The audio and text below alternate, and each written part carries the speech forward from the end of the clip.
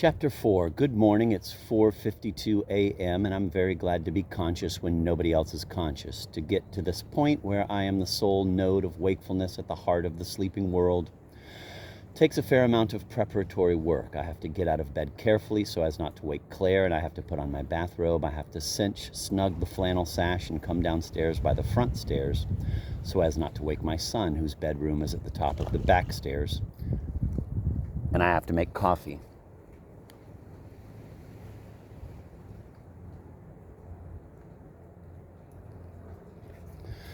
Making coffee in the dark, especially when the moon has set or when there is no moon, is a skill that improves with practice. First, you pull out the old filter with its layer of coffee sludge and pin its sides together like a soft taco so that you can get it safely into the garbage can without spilling.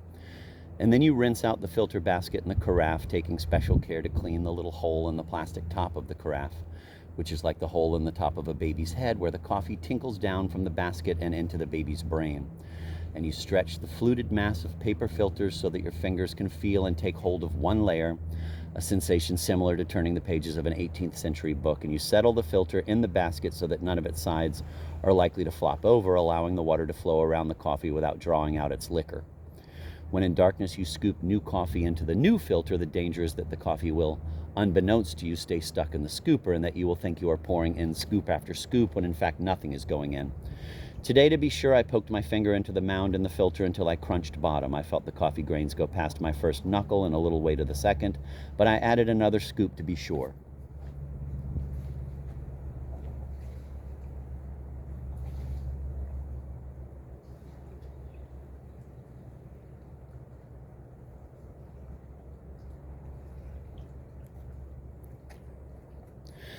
Filling the carafe with water is not so difficult as measuring the coffee because the sink is directly under the window and I can sense the weight of the water.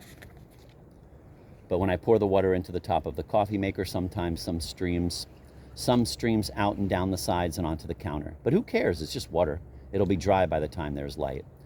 Then, back in this living room, I position the chair and make sure my computer is plugged in since its battery no longer holds a charge.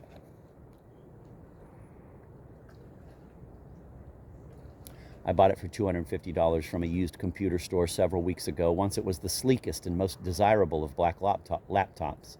Now it is practically junk. Someone, not me, has worn away the stippling on the space bar under the resting place of the right thumb, and the upright of the T is gone. I've changed the screen colors so that they display dark blue letters against a black background, almost illegible even in the dark, and when I'm ready to start typing, I tip the screen towards me so that it nearly grazes the tops of my prancing fingers. I've always liked the phrase touch typing. I type by touch, staring at, or at least looking steadily at, the fire.